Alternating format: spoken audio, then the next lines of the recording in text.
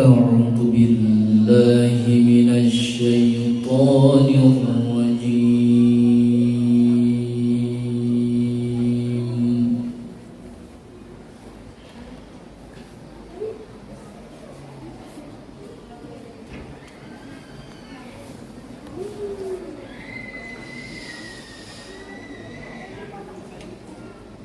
بسم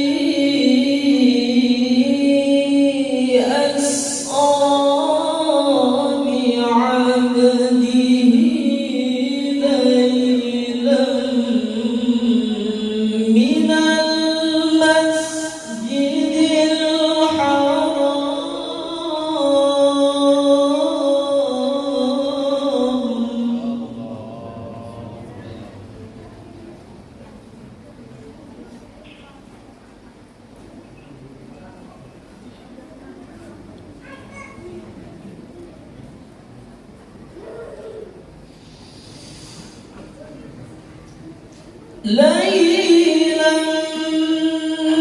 من المسجد الحرام إلى المسجد الأقصى الذي باركنا حوله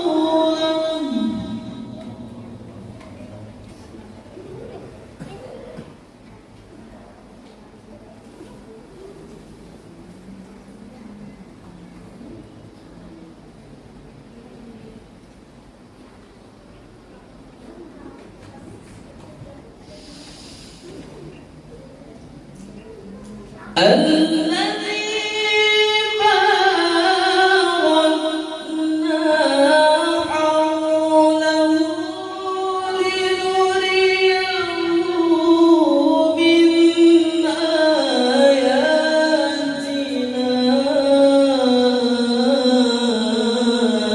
إنه هو السميع البصير.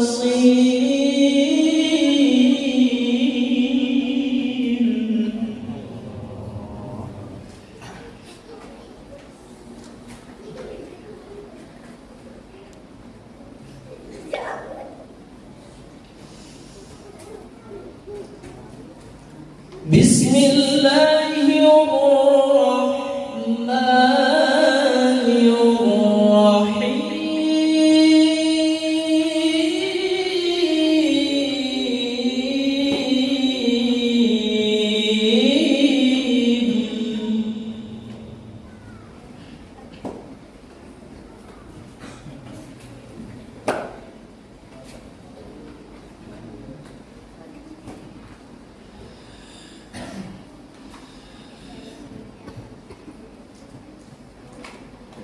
أتل ما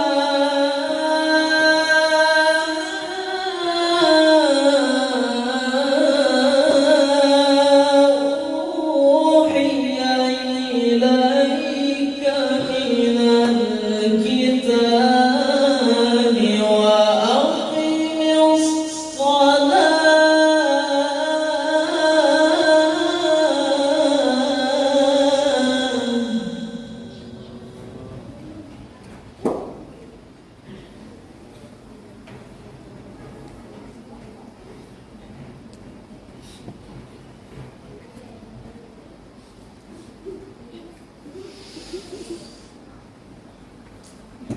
إن الصلاة تنهى عن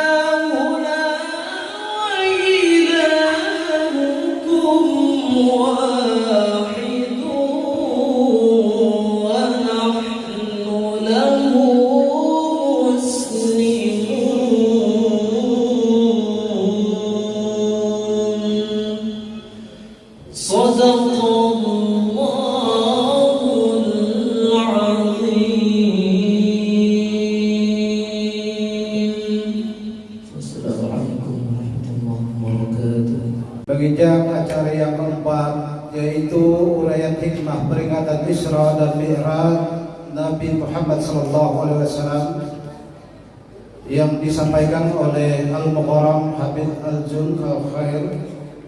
Beliau ini pimpinan Majelis Taklim Riyadus Sholihin Sampit Kabupaten Kota Waringin Timur. Untuk itu kepada beliau dipersilakan.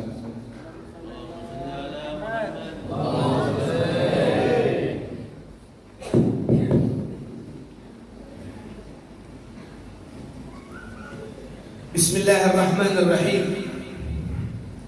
Uhanniukum bitahiyyatil Islam, tahiyyati ahli al-jinan, tahiyyati ahli salam.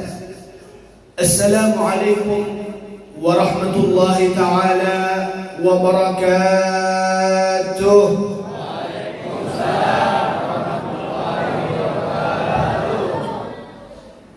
Sengaja kami ulangi dengan harapan mereka yang menjawab salam Allah Subhanahu wa taala panjangkan umurnya. sehatkan badannya, sugihkan hartanya. Dan mudahan bagi ibu-ibu yang gak jawab salam, sekali lagi, bagi ibu-ibu yang gak jawab salam, saya doakan suaminya kawin lagi.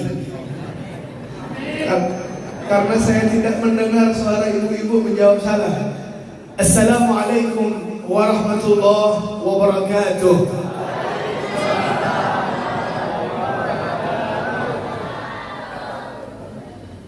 Kasihan orang yang tadi Bu di depan ini ada amin ketika mendengar Habib mendoakan biar begini pulang. Tapi ketika mendengar jawaban ibu-ibu yang begitu lantang, tegas, lugas menjawab salam, ini menandakan bahwasanya cinta istri kita kepada kita itu besar sekali. Sehingga seakan cinta itu tak ingin dibagi dua. Mudahan keluarga kita bersama menjadi keluarga yang sakinah, mawaddah, warahmah, adem ayem sentosa. Amin ya rabbal alamin. Innal hamdalillah nahmaduhu wa nasta'inuhu wa nastaghfiruhu wa nastarshiduhu wa nastahdihi wa na'udzu billahi min shururi anfusina wa min sayyiati a'malina. Man yahdihillahu fahuwal muhtad wa man yudlil falan najida lahu waliyyan murshida. Asyhadu an la ilaha illallah wahdahu la syarika lah, syahadatan yu'rifu biha al-lisan li'iqrar rububiyyatihi ولإرغام من جحد به وكفر وأشهد أن سيدنا محمدا عبده ورسوله إمام الخلائق والبشر. اللهم فصل وسلم وبارك وكرم ومجد وعظم وتكرم وتحنن على سيدنا ونبينا وقدوتنا وطبيب قلوبنا وروحنا نور عيوننا مولانا محمد وعلى آله وأصحابه ومن تبعهم بإحسان إلى يوم البعث. اللهم علمنا ما ينفعنا، انفعنا بما علمتنا وزدنا علما. اللهم أرنا الحق حقا وارزقنا اتباعه وأرنا الباطل باطلا وارزقنا اجتنابه. اجعلنا ممن يستمعون القول فيتبعون أحسنه. أدخلنا برحمتك يا أرحم الراحمين يا أرحم الراحمين يا أرحم الراحمين. أما بعد. Alhamdulillah Rabbil Alamin. Puji syukur kehadiran Allah. Suatu kalimat yang paling pantas untuk kita ucapkan pada kesempatan kali ini. Suatu kalimat yang menandakan bahwasanya kita bersama selalu dalam nikmat yang begitu agung yang Allah anugerahkan kepada kita bersama. Bagaimana tidak? Kita diberikan kesempatan oleh Allah duduk di tempat ini, bait min buyutillah, dalam acara yang begitu agung, yaitu perayaan Isra Mi'raj yang sengaja kita rayakan bersama, yang menjadi dasar bukti kita itu mencintai baginda Muhammad sallallahu alaihi wasallam. Yang jelasnya kita duduk di tempat ini tidak kita laksanakan secara instan, tidak. Karena saya yakin acara yang diselenggarakan paling banyaknya menghabiskan waktu 2-3 jam saja. Tapi yang menyiapkan acara ini supaya terselenggara dengan baik, saya yakin berminggu-minggu mereka akan menyumbang sesuatu. Mereka akan menghabiskan waktunya untuk memikirkan bagaimana acara ini bisa terselenggara dengan baik, yang dimana butuh sinergi antara masyarakatnya, bantuan baik itu pikiran maupun dananya, yang dimana semua ini kita lakukan bukan untuk dunia kita, bukan untuk perkara kita itu mendapatkan pujian dari orang, tidak. Saya yakin bahwasanya kumpulnya kita di tempat ini dengan perjuangan kita, niat kita satu, bahwa saya dan Anda bersama mencintai Nabi Muhammad, dan ini menjadi bentuk ya Rasulullah bukti saya cinta kepadamu sehingga saya keluarkan harta saya luangkan waktu saya ajak sanak saudara saya duduk di tempat ini mendengarkan lantunan pujian yang begitu syahdu akan salawat kepadamu ya Rasulullah, ya Allah. Kami duduk di tempat ini membawa harapan. Kami duduk di tempat ini meminta kepadamu bahwa kami tahu tak ada zat yang memberi kecuali Engkau ya Allah. Maka kami minta kepadamu tidak ada satupun di tempat ini yang pulang beranjak ke kediamannya masing-masing kecuali ya Allah semua hajat kami telah Engkau kabulkan. Ya Allah yang sakit dari kami Engkau sembuhkan. Ya Allah yang sulit Engkau mudahkan. Ya Allah yang rezekinya sempit Engkau lapangkan. Ya Allah jadikan kami di tempat ini sebagai wujud penghambaan kami kepadamu ya Allah. Jadikan bahagiakan kami dunia dan akhirat. Amin ya Rabbal Alamin. Mudahan kabul hajat berataan. Amin. Bersama para tokoh masyarakat, tokoh agama yang alhamdulillah menghiasi majelis ini, menyempurnakan akan kebaikan dan keberkahan majelis ini.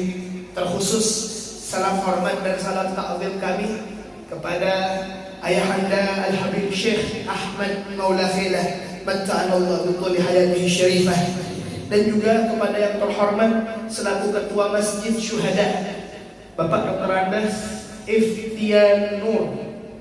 Betul Bapak, mohon maaf kalau ada salahnya. Dan juga kepada grup Maulid Rahmatul Ummah yaitu pimpinan Haji Asful Siddiq, dan juga salam takdir kami kepada Al-Ustaz Mujtahidin yang alhamdulillah beliau menjadi wasilah kami bisa duduk di tempat ini. Mari kita doakan para tokoh, dan mohon maaf yang belum mampu kami sebutkan satu persatu namanya tanpa mengurangi rasa hormat kami, rasa takdir kami kepada bubuhan pian seberataan. Biarkan walaupun ulun ini khilaf kada mampu menyebutkan nama mulia pian, tapi semoga Rasulullah yang menyebutkan nama pian dengan syafaatnya. Amin ya Rabbal Alamin. Maka kita doakan yang berada di tempat ini semoga Allah Subhanahu wa taala lapangkan rezekinya, mudahkan langkahnya, istiqomahkan di jalan Nabi-Nya. Amin ya Rabbal Alamin. Dan kepada Bapak Ibu yang kita muliakan, alhamdulillah beberapa hari ini memang kami sangat salah kalau seandainya kami disibukkan, karena kami bukan siapa-siapa. Kami alhamdulillah malam berkah ke beberapa tempat yang kebetulan tempatnya jauh-jauh. Dan alhamdulillah malam tadi kami dari Sangai sampai Sabit, Tumbang Sangai, yaitu desa sebelah. Kurang lebihnya jam 5:30 kami baru sampai dan kami istirahat, dan alhamdulillah dijemput oleh teman tadi yang menyupirkan kami berangkat ke tempat ini. Dan alhamdulillah ini kali pertama kami dapat datang ke tempat ini. Tujuan kami satu aja, nggak banyak-banyak, pengen dapat berkahnya bubuhan pian seberataan. Karena saya yakin bubuhan pian adalah orang yang paling cinta dengan Nabi Muhammad. Dan insya Allah apa yang diucapkan oleh Nabi Muhammad, al-arwah nuruh mujannadah, artinya apa? Roh itu bagaikan magnet yang kuat yang menghubungkan satu dengan yang lainnya. Dan magnet yang kuat itu dasar cinta kita kepada Nabi Muhammad. Semoga kita bersama-bersama Nabi Muhammad dunia dan akhirat. Amin ya Rabbal Alamin. Ya Allah, tapi lupa melihat yang kata beliau Dr. Andas naik turun bergerak hadir, dibawa kemana ulun nih? Takutnya diculik. Amun seandainya diculik, bebulik lagi kada apa-apa. Amun bahabisan, takutan seperti itu, subhanallah. Tapi tambah dekat, kok ada bandara? Ajib. Rumah sakitnya besar. Nah, sekalinya subhanallah tumbang sambat tidak seperti apa yang dibayangkan. Masya Allah, menjadi baldatun thayyibatun wa rabbun ghafur insyaallah. Berkahnya para ulama kita yang hadir di tempat ini dan pujian kita kepada sang baginda Muhammad. Amin ya Rabbal Alamin. Bapak Ibu yang dimuliakan oleh Allah, marilah kita bersyukur kepada Allah. Alhamdulillah, pertemuan yang begitu menyenangkan, pertemuan yang begitu bermakna dalam hati kita bersama. Jelasnya tak mungkin kita ini pulang ke tempat ini sia-sia, tidak membawa sesuatu, tak mungkin. Karena insya Allah kalau seandainya kita berbuat baik kepada orang lain dan kebaikan kita tak dibalas oleh orang itu, yang kadang membuat kita kecewa, yang kadang membuat kita menangis, yang kadang membuat kita tuh marah karena kebaikan kita tak dibalas dengan baik. Sebagaimana slogan mengatakan apa? Air susu dibalas dengan air tumbah. Tapi subhanallah, Nabi Muhammad sangat mengetahui itu. Nabi Muhammad bahkan mengatakan apa? Ana khairu mujazir. Saya adalah orang yang paling pandai membalas jasa orang. Fa in ahsana ahadun ila ahadin falam yujazi fa ana ujazi fi dunya wal akhirah. Yang artinya kalau seandainya ada orang berbuat baik, tahu-taunya Habib saya senyum sama dia tapi dia malah cemberut sama saya. Tahu-taunya Habib ketika saya membantu dia, tahu-taunya dia itu bukannya membantu ataupun berterima kasih, bahkan dia itu melaporkan saya, bahkan dia itu mencederai saya dan seterusnya. Tenang, tidak usah maksa.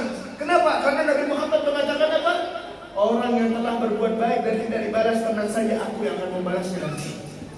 Kalau seandainya, mohon maaf, kalau seandainya kita berbuat baik kepada orang, Nabi Muhammad yang akan membalasnya. Bagaimana kadarnya kita duduk di tempat ini bersama anak majelis, bersama para tokoh, bersama ibu-ibu yang sudah masak, bapak-bapak yang telah menyiapkan. Tujuannya, mohon maaf, bukan kehadiran caleg, enggak. Kalau ahli politik mengumpulkan pihak sebanyak ini, namun kada duitnya, kada harapan kita. Tapi subhanallah, yang duduk di tempat ini bukan pihak dinarik, pihak yang membalik. Kenapa? Tujuannya kan satu. Kita cinta sama Nabi. Desa Tumbang Sambah ingin memuliakan Nabi. Desa Tumbang Sambah ingin menghampirkan suatu hal yang menjadi bukti cinta dia kepada Nabi Muhammad. Sehingga seakan kita membuat ataupun memberikan sesuatu yang baik untuk Rasulullah, dan pasti Nabi Muhammad SAW akan meminta doa kepada Allah untuk memberikan yang terbaik untuk kita bersama. Amin ya rabbal alamin. Bapak Ibu yang dimuliakan oleh Allah, tema sudah kita baca, tema sudah kita ketahui bersama. Sehingga coba kita lihat apa kaitan tema ini dengan perayaan Isra dan Mi'raj. Sering kita mendengar bahwasanya Isra dan Mi'raj terjadi di tahun tersebut, yaitu kurang lebihnya 10 bulan sebelum Nabi Allah Muhammad hijrah ke kota Madinah. Terjadi dengan suatu bentuk yang tak mungkin kejadian itu terulang kembali bagi siapapun yang ada di dunia ini. Karena itu bentuk istimewaan Rasulullah di hadapan Allah, penuh dengan keajaiban yang bahkan nalar logika pun kita letakkan yang berbicara pada tempat ini hanya keimanan. Sampai beliau membawa suatu hadiah besar terkait dengan salat yang kita laksanakan sebanyak 5 waktu. Kita tahu kisah itu, kita tahu kejadian itu, kita alhamdulillah disuguhkan oleh para ulama kita kisah-kisah yang begitu ajaib. Tapi pertanyaannya, kenapa? Ada apa dengan salat? Ada apa sehingga Nabi Muhammad SAW setiap mengatakan kepada Bilal, arihna biha ya Bilal, yang artinya, wahai Bilal, aku ingin mendengar suatu lantunan azanmu, karena di setiap lantunan itu membuat hatiku sanubariku tenang, nyaman, damai. Sampai dikatakan apa? Wa ju'ilat qurratu 'aini fi shalah aw fi sujud. Baik. Pak Ibu, coba deh dengerin. Siapa yang tak pernah nangis? Semua di antara kita pernah nangis. Siapa yang tak pernah tersenyum? Semua di antara kita tersenyum. Siapa yang tak punya masalah angkat tangan? Tak ada. Tahun-tahunnya mungkin yang berbicara ini yang paling banyak masalahnya. Jangan kira enak ya. Jadi seorang pendakwah kemana-mana diundang, kemana-mana ceramah. Bapak Ibu, 5 menit yang lalu ataupun setengah jam yang lalu saya disuntik. Karena kecapean ini sekarang bengkak, terjadi pembengkakan sedikit. Capek, meninggalkan rumah, meninggalkan anak istri. Ada orang yang mengatakan, enak ya jadi orang kaya. Belum tentu. Enak ya jadi pejabat. Belum tentu. Karena Allah Subhanahu wa Ta'ala jadikan di setiap rumah kita ada dapurnya, dan dapur masing-masing kadang tak terlihat oleh tetangganya. Kita semua punya masalah. Satu dengan anaknya, satu dengan usahanya, satu dengan satu dengan umurnya, satu dengan macam-macamnya. Apakah kita tak pernah punya masalah? Bahkan masalah itu akan hilang di saat kapan Bapak Ibu? Di saat kita itu terpejam matanya di saat tidur, dan ketika kita bangun teringat lagi itu masalah. La ilaha illallah al-malikul haqqul mubin. Betul sekali. Tujuannya liyabluwakum ayyukum ahsanu amala. Dari ujian tadi, dari masalah yang terpapar dalam kehidupan kita sehari-hari, niscaya kita akan mencari apa? Solusinya. Niscaya kita akan mencari bagaimana cara dan jalan keluarnya. Ada orang yang pendek pola pandangnya. Dia kira karena kesulitan mencari rezeki, dia ambil jalan yang cepat tanpa memikirkan akhirnya. Dia transaksikanlah narkoba, atau dia ambil suatu hal yang mungkin kata dia cepat mengayakan dengan judi online, tahu-taunya hancurlah dia.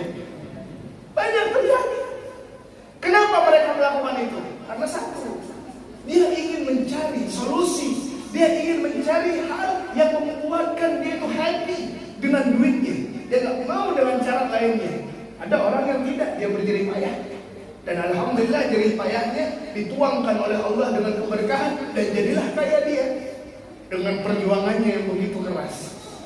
Ada orang yang mungkin karena hutangnya ditagih-tagih, ada orang yang mungkin kesulitan mencari di manakah ketenangan itu, di manakah kebahagiaan itu. Dia cari, berupaya dengan begitu kerasnya dia cari kebahagiaan.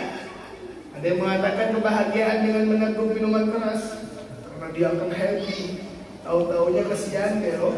Ketika efek dari minuman keras itu hilang, bukannya hilang juga kesumpahannya, malah berkali-kali lipat kesumpahannya. Akhirnya di mana kebahagiaan? Tahu-taunya ketika Anda tanya itu, tak akan ada jalan keluarnya kecuali kebahagiaan itu ada pada Allah. Alladzina amanu wa tatma'innu qulubuhum bi dzikrillah. Ala bi dzikrillah tatma'innul qulub. Yang artinya, kamu tahu enggak? Orang kalau pengen damai, pengen nyaman, pengen sentosa hidupnya, enggak ada jalan lain, kenal dengan Tuhan. Penuhkan kehidupanmu dengan zikir kepadanya. Zikir bisa berwujud lisan dengan ucapan kita mengatakan subhanallah. Zikir dengan pikiran ketika kita terkoneksikan kepada Allah dengan harapan besarmu kepadanya. Kita bisa mengatakan bersama dengan satu ungkapan yang tidak ada dua. Ketika saya bertanya di tempat ini, siapa yang memberikan rezeki untuk kita? Allah. Siapa yang memberikan kesehatan untuk kita? Allah. Siapa yang memberi kita itu nikmat sehingga kita itu bisa berjalan? Allah. Siapa yang memberikan nikmat kita sehingga kita memiliki keluarga yang sakinah mawaddah warahmah? Allah. Kullun min indillah. Kita tahu konsepnya. Tapi mana realitanya? Sehingga ketika kita mendapatkan musibah tersebut, bahkan kita cari solusi kepada selain dari Allah. Maka dari itu orang yang bertakwa, orang yang beriman selalu terkoneksi kepada Allah sehingga damai hatinya. Bapak Ibu, sebentar saya katakan bahwasanya Nabi Muhammad itu sosok yang paling tinggi derajatnya di sisi Allah. Sosok yang bahkan jibal bebatuan dan pegunungan yang ada di Makkah, bahkan yang ada di Madinah, menawarkan dirinya untuk berubah menjadi emas di tangan Rasulullah. Baik, tapi Rasulullah tolak itu semuanya.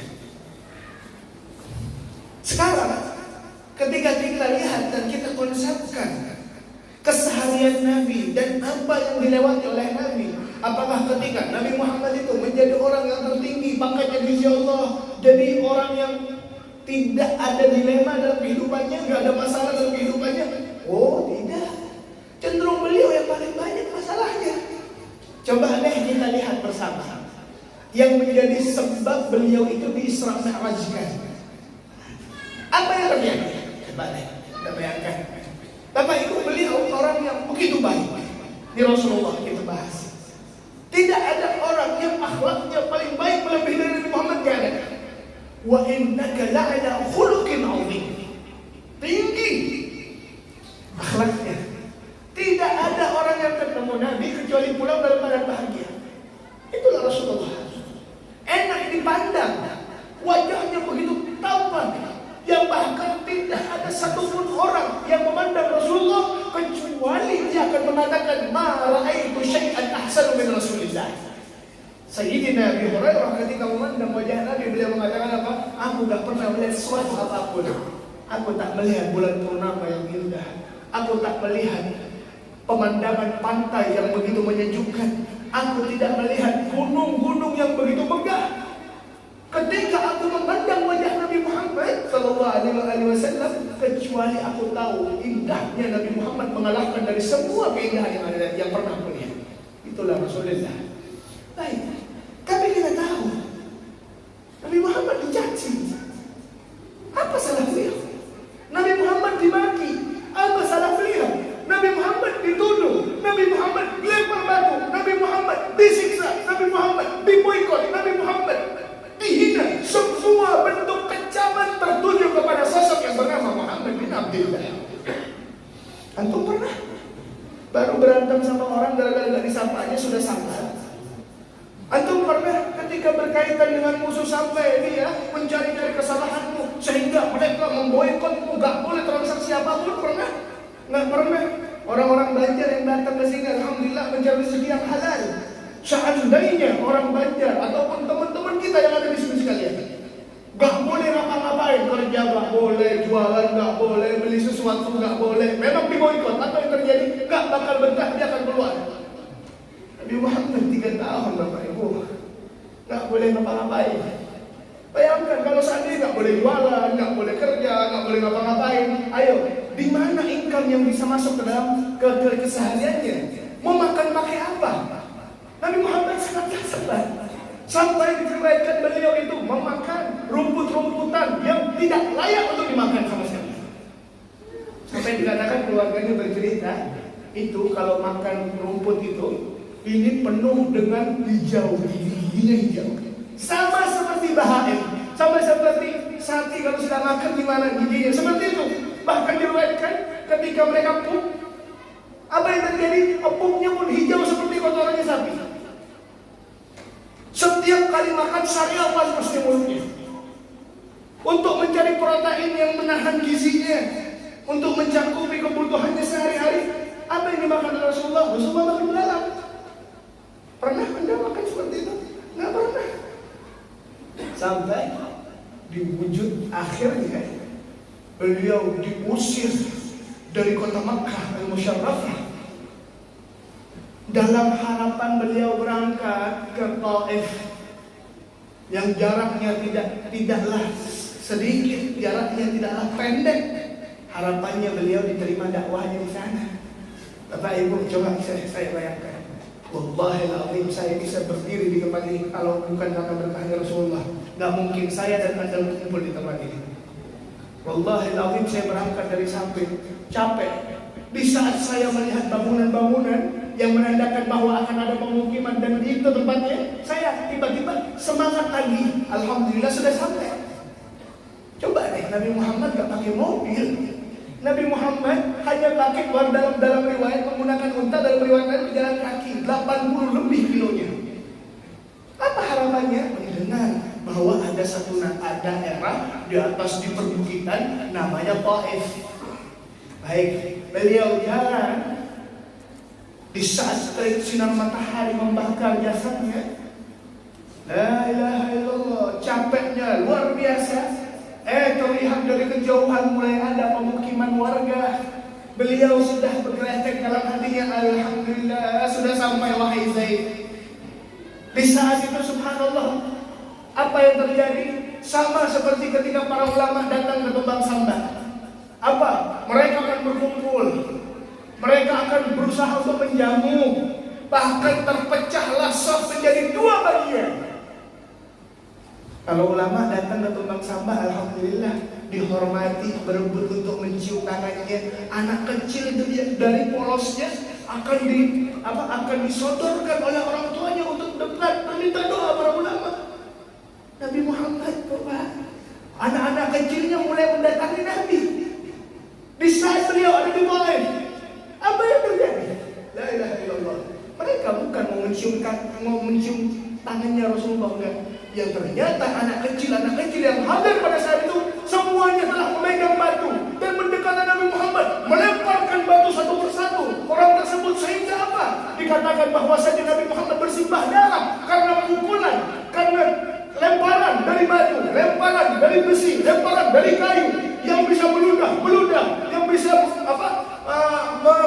menghina, semuanya berbondong-bondong untuk memberikan suatu hal yang tak enak bagi Nabi Muhammad SAW. La ilaha illallah, la ilaha illallah. Sampailah beliau sallallahu alaihi wasallam. Bagaimana sebenarnya perjuangan Nabi Muhammad sehingga alhamdulillah karena darah dan keringat Rasulullah pada era itu masyarakat tumbang sampah bisa mengatakan la ilaha illallah Muhammadur Rasulullah. Terpojokkan beliau, lantas beliau mengangkat doanya kepada Allah dengan ucapannya, Allahumma inni ashku ilaika dha'fa quwwati. Ya Allah, aku adukan kepadamu lemahnya diriku, wa qilati hilati, dan tidak ada jalan keluar bagiku. Allahumma anta rabbi wa rabbul mustad'afin. Ya Allah, Engkau adalah Tuhanku dan Engkau adalah Tuhan bagi segala orang yang lemah. Ila man takiluni, kepada siapa lagi aku bersandar ya Allah? Ila aduwin yatajahamuni am ila ba'idin mallaktahu amri. Ya Allah, coba deh saya lihat keluarga saya menghina saya, orang terdekat saya menghina saya, menghujat saya. Atau yang jauh ini di Taif juga sama perlakuannya. Ya Allah, in lam yakun bika alayya ghadabun fala ubali. Ya Allah, semua itu aku terima. Semua itu ya Allah aku terima, tanpa ada penolakan sedikit pun, selagi Engkau masih ridha kepadaku. Apa yang diinginkan oleh Allah dengan perjalanan yang begitu besar perjuangannya? Bapak Ibu, gak ada sandaran, tidak kepada keluarga, tidak kepada harta, tidak kepada tahta, tidak kepada siapapun. Sandaran kita hanya satu, Allah, bukan yang lain. Sehingga turunlah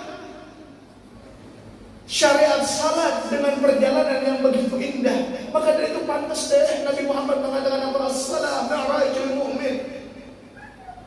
Ketika kita gambarkan posisi itu dalam keseharian kita, saya tanya, semua kan bermasalah, semua kan pernah sakit hati, semua kan pernah kecewa.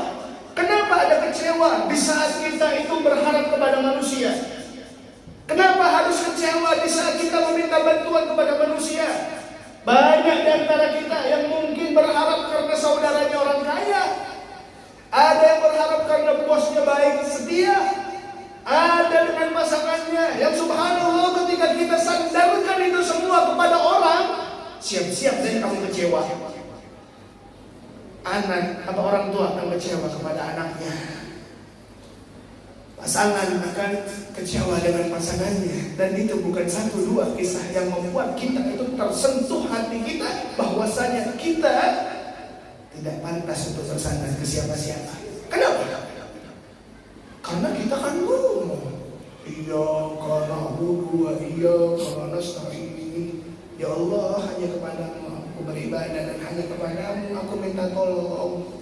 Sehingga kecewamu adalah bentuk cinta Tuhanmu kepadamu, karena bukan kepada dia, karena dia tak mampu untuk melakukan apa-apa. Yang ada hanya Allah yang memiliki zat yang maha kuasa.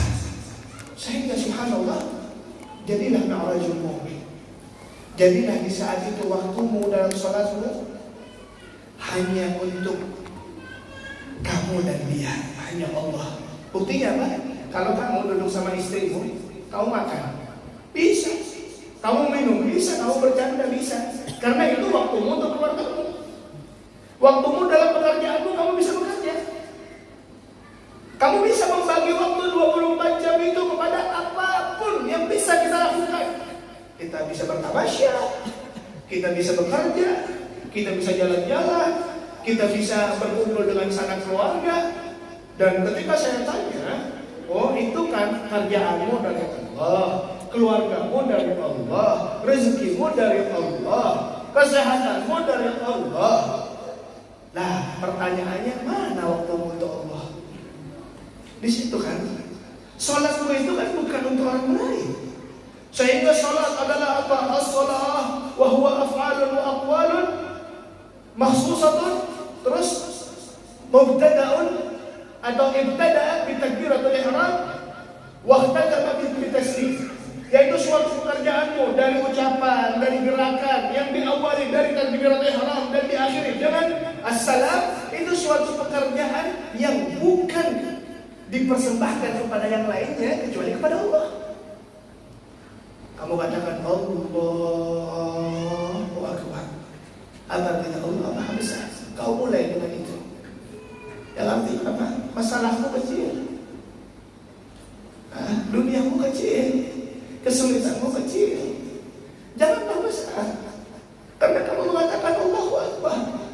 Allah yang Maha Besar. Ya Allah, saya tahu masalahku besar, tapi saya ya Allah yakin bahwa Engkau lebih besar dari masalah saya.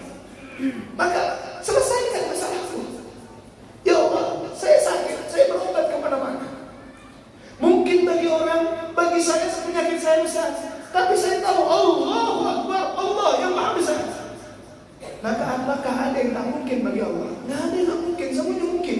Idza arada yana yaqul lahu kun fayakun. Allahu Akbar.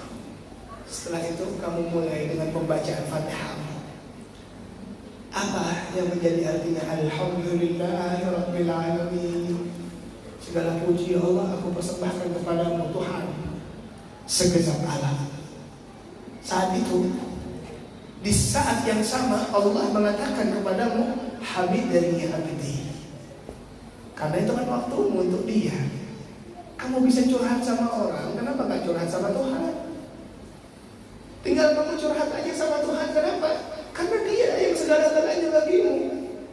Kalau Tuhan, kalau orang lain kita curhat, kadang maaf Bu ya, kadang orang itu menunggu dengan curhatan kesedihan kita, bukan menunggu untuk memberikan apresiasi, tidak. Menunggu dengan tawaannya, dengan mengatakan di saat kamu jauh dengannya, dia akan mengatakan mampus. Banyak orang yang berbahagia dengan kesedihan kita, sehingga gak usah repot-repot kita ngomong sama Allah. Alhamdulillahirabbil alamin, hamidani abdi, kata Allah. Ya Allah, kamu itu disebutkan namanya dan Allah mengatakan, tuh lihat, dia telah meminta, telah bersyukur kepadaku. Ar-Rahman Ar-Rahim. Apa kata Allah di saat kamu mengatakan Ar-Rahman Ar-Rahim? Asna alayya abdi. Yang artinya, ya Allah, ini hambaku sekarang sedang memujiku. Maliki yaumiddin, majjadani abdi, kata Allah. Ini hadis sahih dalam kitab Bukhari, yang berarti kan pada ketika mengatakan kau Maliki yaumiddin, dan Allah telah mengatakan subhanallah. Apa kata Allah? Telah diagungkan aku kepada dari hambaku. Sehingga kita mengatakan baru iyyaka na'budu wa iyyaka nasta'in. Ya Allah, kepadamu aku menghamba. Ya Allah, kepadamu, hanya kepadamu aku menghamba. Makanya pantas Allah katakan dalam Al-Quran terkait dengan ayat Al-Isra, subhanalladzi asra bi'abdihi. Nabi Muhammad bukan nabi, bukan rasul, bukan panglima, bukan presiden yang diucapkan oleh Allah, melainkan abdeh, hambaku. Dan Nabi Muhammad ketika mendapatkan gelar Abdullah adalah gelar yang paling membanggakan bagi Nabi Muhammad. Kenapa? kita jadi hamba Allah. Kenapa kita katakan seperti itu? Karena ketika kita tidak kadang menghamba lawan Tuhan, maaf, berarti nanti suatu saat kita akan menjadi hamba duit. Kalau tidak duit kita kan bahagia, berarti apa? Kita menghamba lawan duit apa? Kita menghamba lawan jabatan, kita menghamba lawan pujian, kita menghamba lawan yang semuanya ini sinunan. La ilaha illallah, iyyaka na'budu wa iyyaka nasta'in. Dan mohon kepadamu ya Allah, saya minta tolong. Ya Allah, saya sudah mengalami dalam hidup saya, di saat saya mengetuk pintu orang, bukannya terbuka itu pintu, melainkan tertutup rapat. Di saat ya Allah, saya bahagia, saya sempurna, saya berduit, banyak orang yang mengadakan ahlan wasahlan, yang menganggap saya keluarga, yang menganggap saya teman dan best friend serta sahabat. Tapi ketika saya ya Allah dalam keadaan musibah, jangankan orang jauh, orang dekat pun enggan untuk menyapa saya. La tas'alan bunai Adam su'latan was'alil ladzi abwabuhu latullahu. Apa artinya? Jangan pernah kita mengetuk pintu orang. Kenapakah ada sakit hati pintunya bukan kebuka, malah pintunya tertutup? Apa? Minta kepada Allah yang pintunya tidak pernah tertutup. La ilaha illallah, iyyaka na'budu wa iyyaka nasta'in. Fa bunai Adam yaghdabu hina yus'alu. Yang artinya apa? Kadang kita itu amun dipinta-pintai, apa perasaan kita? Apa perasaan dia? Namun seandainya ada orang tiap hari kita bantu lawan dia, apa? Pasti yang pertama gerutu, yang kedua sangkal, yang ketiga diusir kadang. Itu tabiat dari kita. Tapi subhanallah, Allah subhanahu wa ta'ala akan marah kepadamu di saat kamu tidak meminta kepadanya. Ujibu da'watad da'i idza da'an, idza sa'alaka ibadi anni fa inni qarib. Kenapa kamu enggak mau berdoa? Merasa dirimu mampu? Merasa dirimu hebat? Enggak, kita enggak hebat. Kita enggak mampu. Kita sama sekali lemah. Buktinya apa? Orang yang duduk di tempat ini semuanya karena rahmat Allah. Orang yang bekerja pada saat ini yang besok akan menambang emas, saya tanya apakah kamu bisa menjamin bahwa emas yang kamu dapat sekian-sekian? Nggak dapat, nggak tahu. Kita hanya berusaha doang, tiba-tiba alhamdulillah keangkat sekian-sekian gram. Itu kan emasnya Tuhan. Di saat seandainya kamu tidak dapat apa-apa, apa bisa kamu menolaknya? Nggak bisa, sayang. Orang yang sekarang, mohon maaf, yang berada di rumah sakit sana, yang kakinya nggak bisa jalan, yang perutnya kembung, yang pusing kepalanya, yang nggak bisa melihat, bahkan yang meninggal, kita lihat dan menjadi realitas sehari-hari. Pertanyaannya, apakah dia mau sakit? Ketika kamu tanya, jawabannya sama. Kamu dan dia nggak mau sakit. Tapi kalau sudah sakit nggak bisa ngapa-ngapain. Itulah hamba. Saya bukan siapa-siapa. Saya bersama Tuhan saya, bukan kepada yang lainnya. Sehingga saya minta ya Allah, ampuni saya, sehatkan saya, panjangkan umur saya. Iyyaka na'budu wa iyyaka nasta'in. Sehingga di saat itu, di saat sholatmu itu, apa yang terjadi? Kamu letakkan batang tubuhmu yang paling mulia, anggota tubuhmu yang paling mahal, anggota tubuhmu yang paling mulia. Kenapa saya katakan seperti itu? Coba deh, tiba-tiba ada orang keplak kepalamu. Coba, jangankan dikeplak, dipegang aja gimana? Jangan macam-macam, kurang ajar kamu. Ini tempat paling mulia dalam batang tubuhmu nih. Kamu letakkan saat itu sejajar dengan manusia.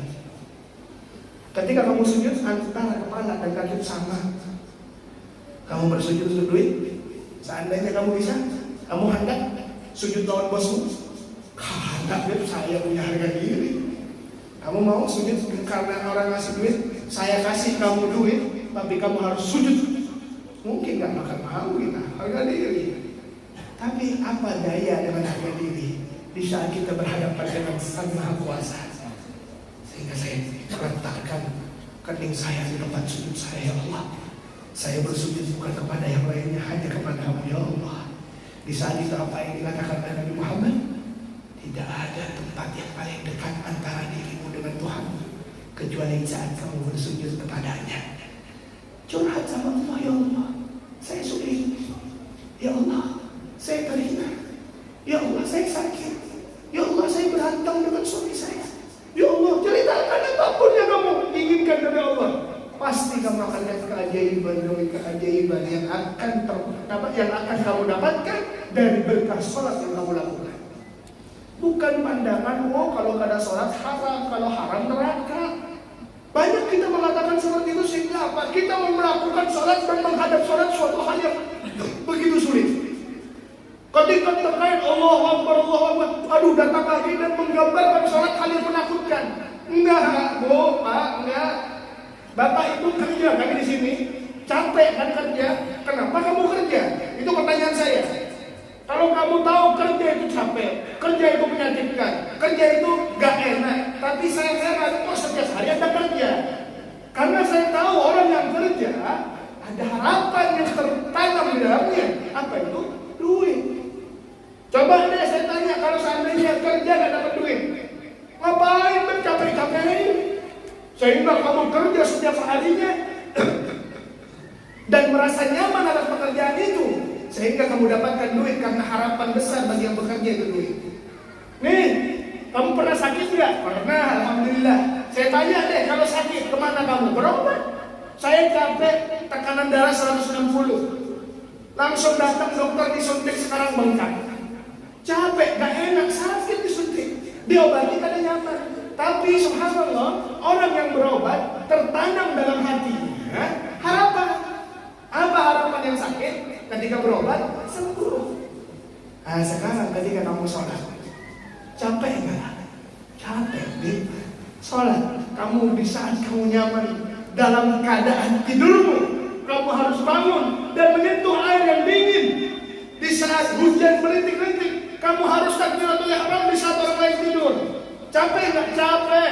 Kalau seandainya orang mengatakan ibadah gak capek, ngerambut. Kenapa? Butuh perjuangan. Kamu berjuang, ya Allah, saya berjuang.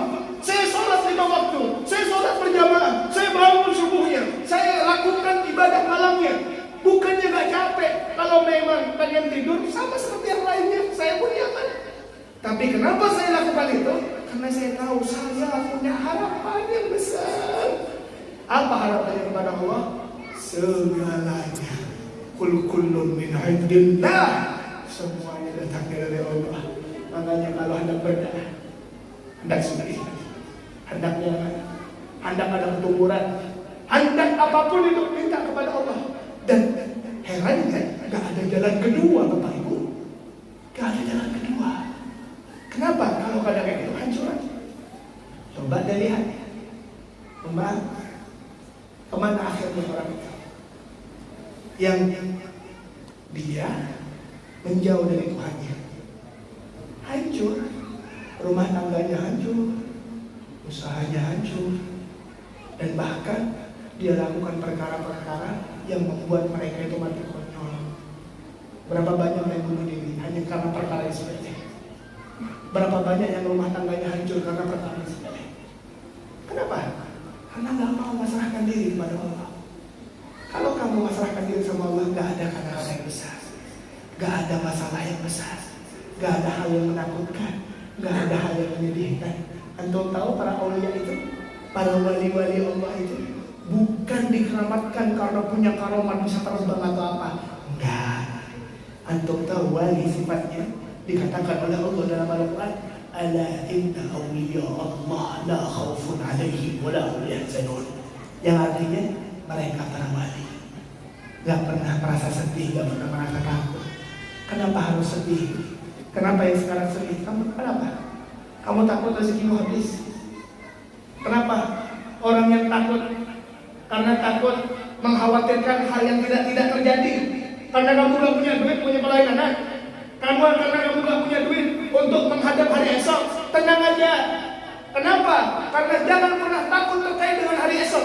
Karena kamu punya hari kemarin yang telah kamu lewati. Dan hari kemarin itu juga menjadi tanda-tanda besar akan kekhawatiranmu. Ingat dulu kamu kesulitan. Ingat dulu kamu bingung cari duit untuk menyekolahkan anak. Tapi sekarang tanya deh, anakku sekolah nggak? Sekolah, Bing.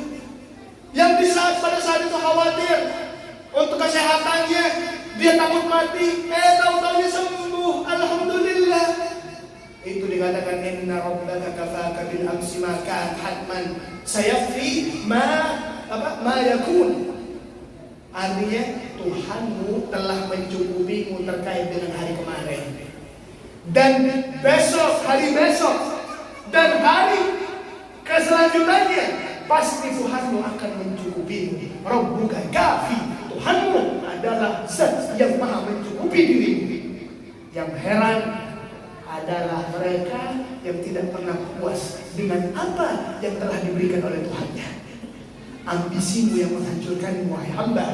Kenapa? Karena Tuhanmu seraya dan selalu mencukupimu. Wa ma min dabbatin fil ardi illa 'alallahi rizquha. Yang artinya tidak ada satupun dari hamba, bahkan dari makhluk, kecuali Tuhanmu telah mencukupinya. La ilaha illallah Muhammadur Rasulullah. Maka dari itu ayo kembali.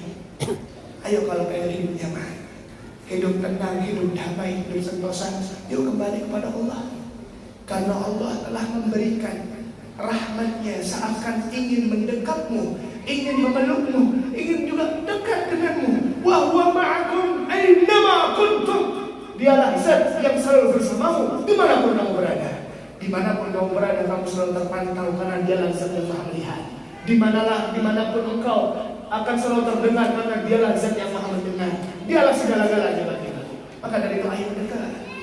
Ayo dekat. Apa kata Nabi Muhammad? Kalau ada Tuhan, ada hamba yang hijrah ke Allah, dia pengen mendekat kepada Allah dalam keadaan berjalan, dia tahu responnya Allah apa? Seakan Allah juga mendekati dia dalam keadaan berlari. Kalau seandainya kamu mendekat diri kepada Allah dalam keadaan ataupun melangkah 1 meter, Allah berjalan kepadamu dalam melangkah 2 meter dan seterusnya, bahwa cintamu tak akan bertepuk sebelah tangan, wahai hamba. In kuntum tuhibbunallah. Kalau seandainya kita cinta sama Allah, karena Allah lah zat yang maha segala-galanya bagi saya. Dan caranya satu, gak ada dua. Salat itu waktu khusus untuknya. Kalau kamu berzikir, doa bisa. Tapi berzikirmu bisa diganggu sama orang. Kalau kamu duduk sambil bertafakur kepada Allah, akan bisa diganggu. Tapi ketika kamu sholat Allahu Akbar, kamu gak boleh makan, kamu gak boleh gerak, kamu gak boleh ngapa-ngapain kecuali hanya bacaan dan gerakan yang disahkan dalam agama. Makanya deh ya Nabi Muhammad ketika sholat tawallamah gadabah. Apa artinya? Sampai bangkang batisnya. Kenapa? Apakah beliau berdosa? Tidak. Beliau melakukan itu karena tak ingin lepas jauh dari Allah. Sampai dikatakan la yanamu qalbi, yanamu ainihi wa la yanamu qalbi. Mata pun mungkin bisa tertidur, tapi hati selalu terikat dengan zat yang maha segala. Yuk hijrah. Yuk kita jadi orang baik. Yuk kita belajar. Yuk kita bahwa kita itu berdosa. Tahu saya dan kita semua berdosa. Dan pastinya kita pengen jadi orang baik. Kebaikan pengennya seluruh dari kita itu pasti ingin hartanya barokah, keluarganya sakinah, anaknya soleh-solehah. Itu yang kita inginkan. Gimana caranya? Minta kepada Allah, bukan kepada yang lainnya. Dengan cara dekat diri kepada Allah, belajar sholat dengan baik, dengan penuh kesadaran diri dan penghambaan kita kepada Allah, bukan karena kekanan. Semoga apa yang kita sampaikan pada kali ini membawakan kebaikan untuk kita bersama. Sehingga tak ada satupun di antara kita yang duduk ke tempat ini kecuali dia dicintai oleh Allah dan bisa mencintai Allah. Tidak ada satupun di antara kita kecuali semua hanya dikabulkan oleh Allah. Yang sakit Allah sembuhkan, yang sulit Allah mudahkan, yang sedikit hartanya Allah limpahkan hartanya. Dan semoga karena Nabi Muhammad kita menjadi orang yang selalu terikat dengan Allah dan Rasulnya. Amin ya rabbal alamin. Hadirin yang dimuliakan oleh Allah, sedikit yang bisa disampaikan. Ampun maaf dan berterima kasih kepada Bu Adian karena alhamdulillah ini pengajian yang sangat luar biasa dan perhatian dia sangat bermakna dalam hati. Semoga apa yang kita laksanakan membawakan kebaikan untuk kita. Dan ulun ampun maaf kalau seandainya seandainya ada beberapa ucapan yang kurang menyenangkan dalam hati dan bukan maksud ulun menggurui, ini nasihat untuk ulun pribadi dan untuk kita bersama terikat dengan Nabi Muhammad SAW. Billahi taufiq wal hidayah wa ridha wal hidayah. Assalamualaikum warahmatullahi wabarakatuh.